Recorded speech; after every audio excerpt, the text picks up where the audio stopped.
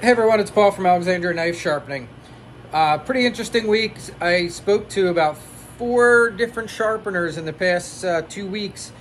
A couple of them from other parts of the world, and guys that are getting into sharpening or thinking of starting their own sharpening services. One was a retired police officer like me out in Oregon, and I think that's really cool, and I'm always happy to try and answer people's questions or help them get maybe even a smoother start by maybe giving them advice that I know now from starting a business.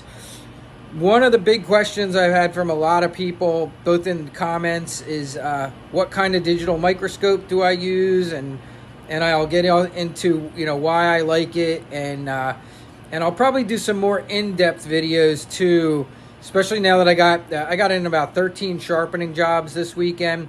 So I'm going to use all this stuff that's in the shop right now to try and do maybe some more in-depth videos to give you guys examples of what you're going to see on the digital microscope and how you can use that information to help your sharpening.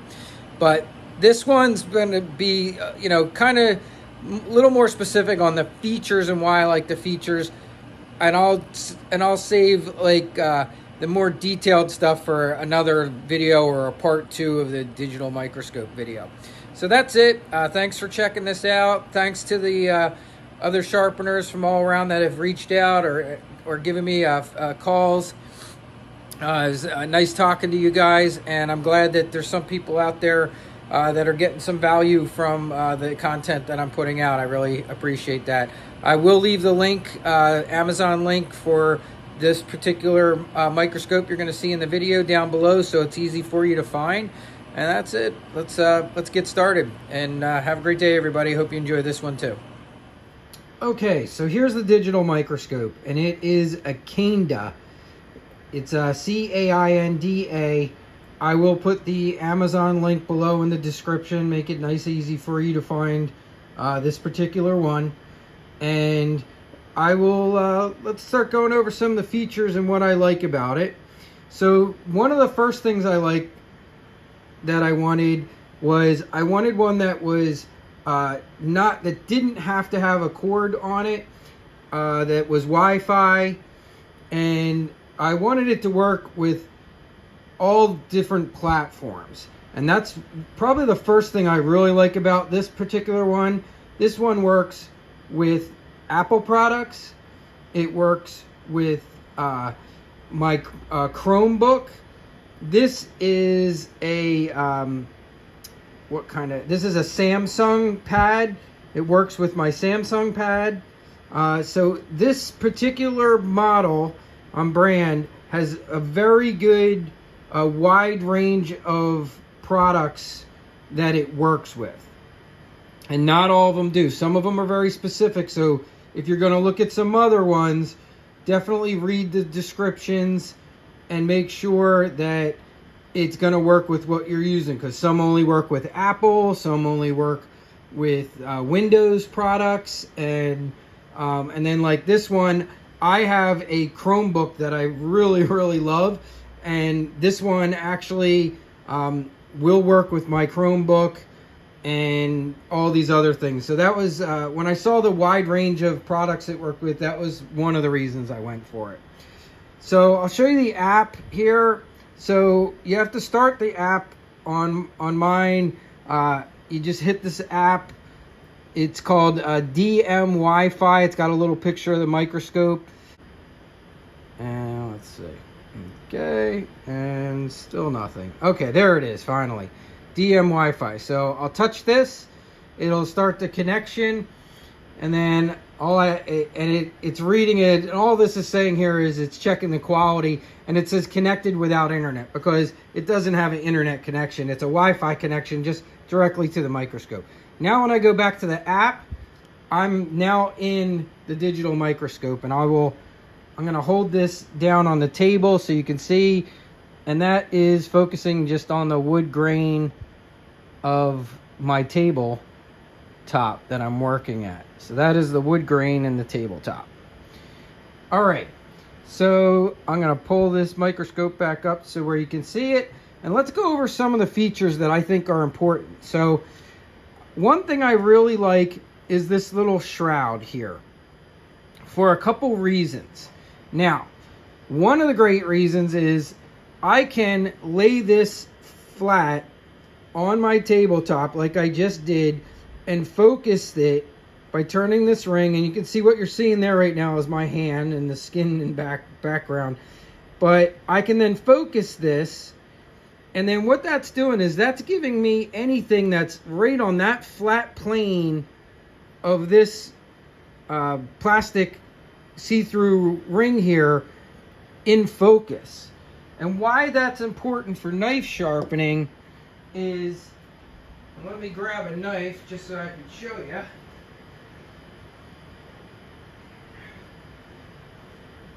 So here's a knife. What I can do is then I can hold this up against the edge of my knife, and there you can see I'm looking right at that knife's bevel all the way down to the apex of this particular pocket knife. So that's a nice feature because it keeps the distance steady. So if it did not have this little plastic shroud for me to hold against that knife edge, I would be having to try and like get the correct distance and hold the correct distance to have that in focus. And what's also nice about it is I can slide down the knife and just examine that whole knife edge. So that's one thing I like about it. And I can tweak it and make little tiny fine adjustments while holding it, even by turning the knob. Now, another huge and important feature you want on a digital microscope if you're knife sharpening is adjustable LEDs. So you can see right here, there's a bunch of LEDs in there, and I can turn them down and I can turn them way, way up. Now, why this is important for knife sharpening is the sharper a knife is, the more reflective it is. So as it starts building up a mirrored edge on that knife edge, and you look under it, under the scope, if it's really mirrored, all you're going to see is a bright reflection shining back at you. And how I said earlier, I returned a $200 microscope that had beautiful lenses, but one of the problems was it had a fixed LED non-adjustable, and you kind of see how that looks right there, like just blown out. I can't see any of the detail. That's how that looked when I was looking at knife edges, because I couldn't adjust it. Adjustable lighting on a digital microscope for knife sharpening is absolutely crucial, especially as you start getting really sharp and mirrored finish knives, because they just become more and more reflective. And what you're going to find is you're going to use it very, very, very dim. You don't even need the lights on very much, because you're going to see more detail. And I'll give you an example here. So as you can see there, you can really see the detail. And if the lights are too bright, you will easily blow that detail out and not see. And this isn't even a mirrored knife edge. So that's really important too, of why adjustable LEDs, very, very important. Now this one will also take a picture if I click this button right here by my thumb. So you see that little thing right there. If I click that, it actually takes a picture of what's on the screen, which can be kind of cool, especially if you have a client who's really interested in their knives. Not so much your kitchen knife clients, but there are some, a lot of knife lovers out there, and you can sometimes send them a picture of, a big chip or whatever, or just for your own posting for your social media, or to see the condition of a bevel, or to see the condition of the scratch marks that you might be trying to take out, it can be kind of cool to take a picture and go back. This one will also do video. I don't use video much for examining knives, but it has that feature too. Now this one particularly will focus at multiple ranges. So it says 50x to 1000x. How accurate that is, I don't know. I don't even really care because I don't really take it all the way up to 1000 almost ever. But like what it does is, if I was to go all the way, crank this all the way this direction, that's going to be 1000 times magnification. And so it's going to be super zoomed in on this knife. And then you still have to adjust the focus at whatever magnification that is. And let me see if we can get in here and find it. And so it will take some minor turning. So there's no way to know whether you're at exactly 1000, but you'll be close. And let's see here. Sorry guys, I'm trying to turn, there we go. Okay, so we're getting in there, but you can see like it's starting to come into focus. All right. And now keep in mind at 1000, it don't take much movement to be blurry or go out of focus, but that's the top magnification. Now, let me see if I can bring this up to the very edge. All right, so there's our edge. Let me get it back in focus. But I am rarely ever looking this close. I just don't need to. All the way down at 50 times is really pretty good for what I need. But you can see, and it is a digital image, but it's a pretty darn good digital image. And as you angle the knife too, as you angle this, and you can see as I turn this, like angle wise, it changes the lighting and you can see more of what, So that's also why that lighting is so important. And even that little shroud, like in the mornings when there's a lot of light coming into my shop, the amount of light coming through that clear piece of plastic will change things too. So I will be, sometimes making minor adjustments to that. So, and then if I come let's go about into the middle here. So this is probably in the middle range, and you'll see it's going to get a little smaller.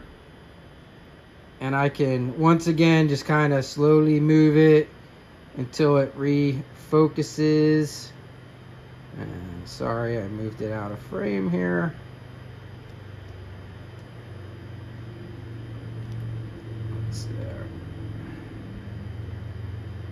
There we go. Okay, I got it. Got a good hold of it. So this is a little closer in, and you can see, all right, so there's, I don't know what the number would be, but like I said, it claims 1000 to, from 50 to 1000, but there's very rare times that I'm having to go that far in. So I usually work all the way down at 50x. One, because it's going to give you the best image, and two, because that's really, for me, fine. It's just, I don't need more data than that. Right at that 50. And actually, to do this, the fastest way to get it at that lowest magnification, instead of holding it against the knife, is just to put it on a flat surface, like I said before with the wood. I'm going to bring that LED down a little bit and just focus it right on your tabletop. There we go. So and that's the other reason I think I like using it at that level, because it's really easy to get it back in focus. And there you can go. And now you can see, there we go. Now that's the top down. So that is the very apex right there. That little shiny part is the apex. And as I slowly turn, now we're coming down on the side of the bevel. And it's nice. You can see your scratch patterns. And there you go. You can see too much light right there. So if I want to see that, I just minor adjustments. All I'm doing, just to give you an idea, I'm just going like this, right against that edge.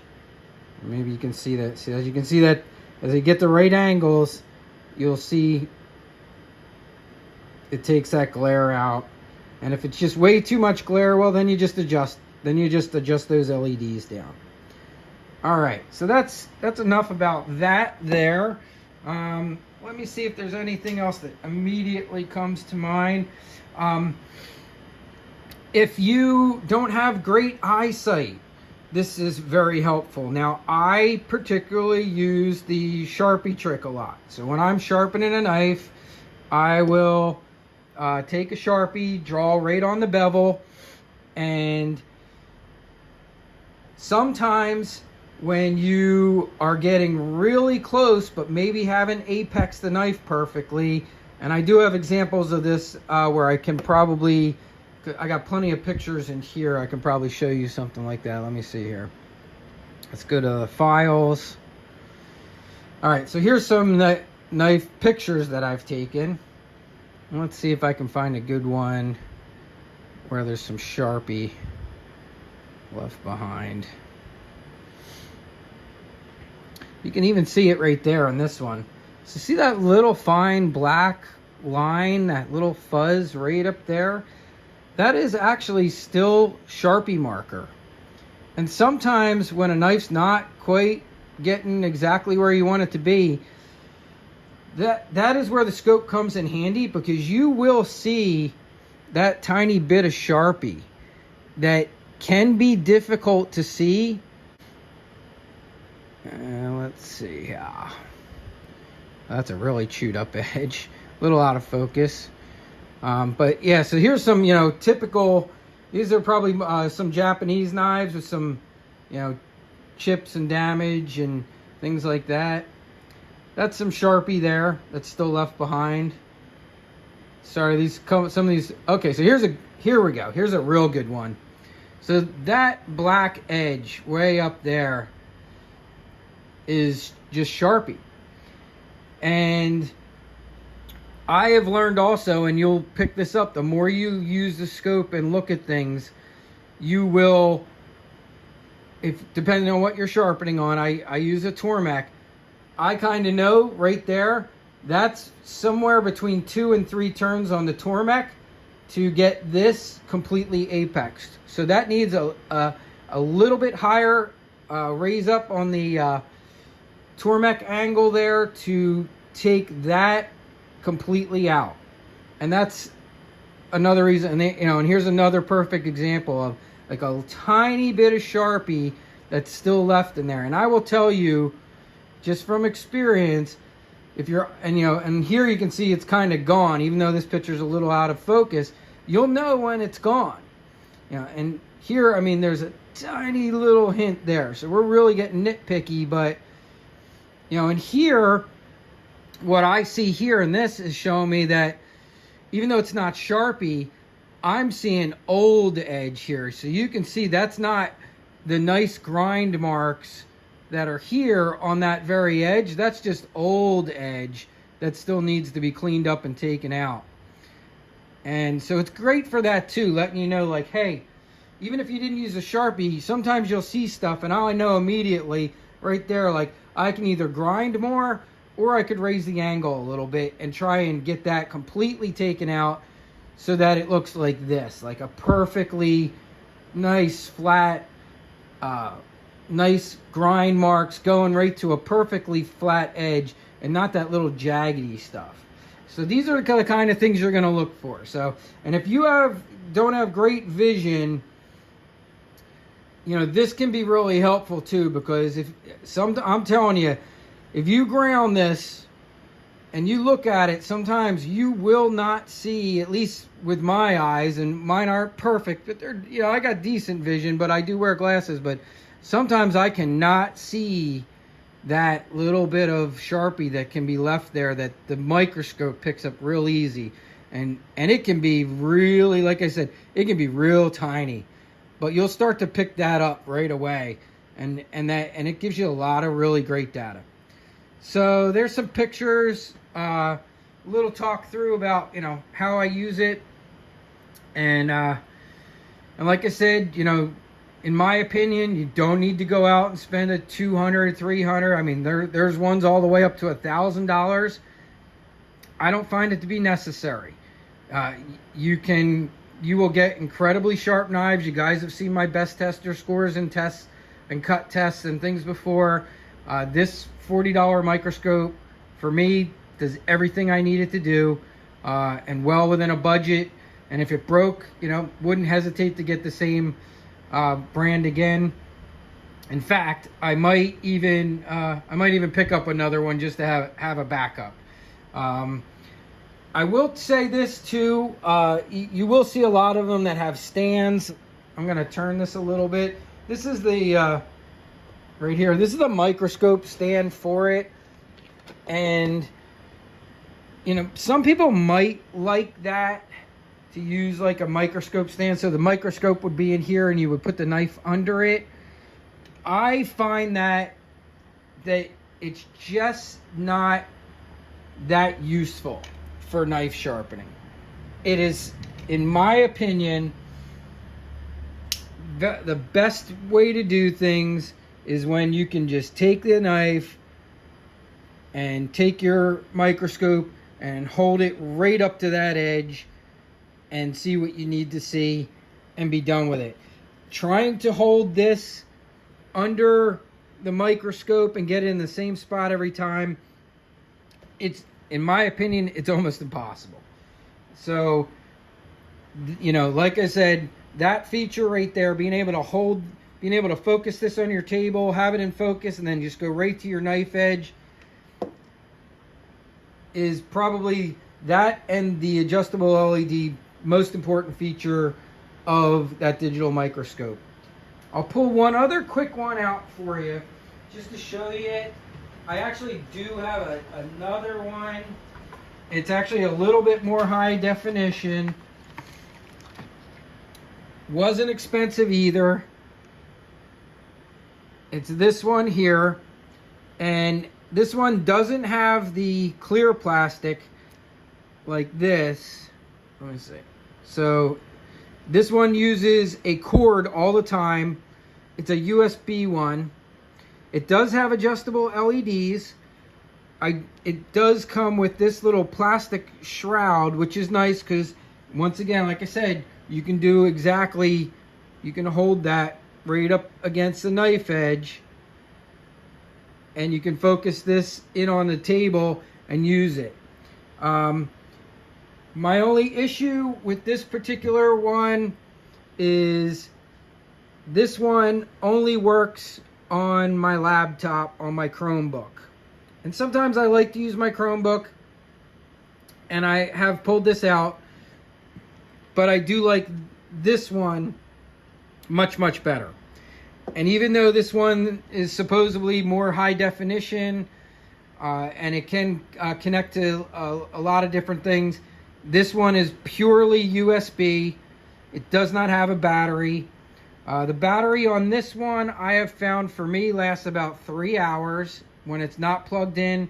But I do tend to keep it plugged in because a typical day of sharpening for me is easy 6 to 8 hours. So it will die if I don't leave it plugged in. But if I know I'm only going to be sharpening for an hour or so, sometimes I will pull the cord out and just run off of battery power. So, like I said, there are other ones out there. You can try, I'm sure there's other brands and ones that knife sharpeners have had great success with. This is just the particular one that I have been very happy with. And that's about it. So I hope that answered any questions that you might have about the digital microscope, how I use it. I'll probably try and, since I got so many things to go through here, I'll try and get some more examples and video and maybe go into more in-depth of what I'm seeing. So maybe I'll do a part 2 as I go through this, nice supply of stuff that's in now. And maybe in part 2, I'll go a little bit more in depth and point out things that I'm seeing on the microscope that you may not pick up right away, but as you get into sharpening and using the microscope more, you will start to notice them right away too. So that's it for now. Hope this helped several of you out, and I know a lot of you have wanted to know as much about the microscope that I currently am using. And once again, like I said, I will put the link below. And have a great day, everyone. And I am going to get back to trying to get through all these sharpening jobs that came in this weekend.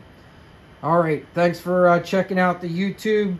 Thank you to all the sharpeners out there who have been reaching out to me this week. There's another YouTuber who's got a pretty big following from California. I got a call back this week who was really interested in some of my videos. So the audience is growing. I appreciate that, and I do appreciate those of you who have subscribed to my channel and that are getting some good information, or feel that I'm giving you guys good information about sharpening, and maybe helping those out there that are thinking of doing the same thing I do. All right, everybody. So enjoy the rest of your weekend, and I will get back to work here in Alexandria sharpening knives. Have a great day.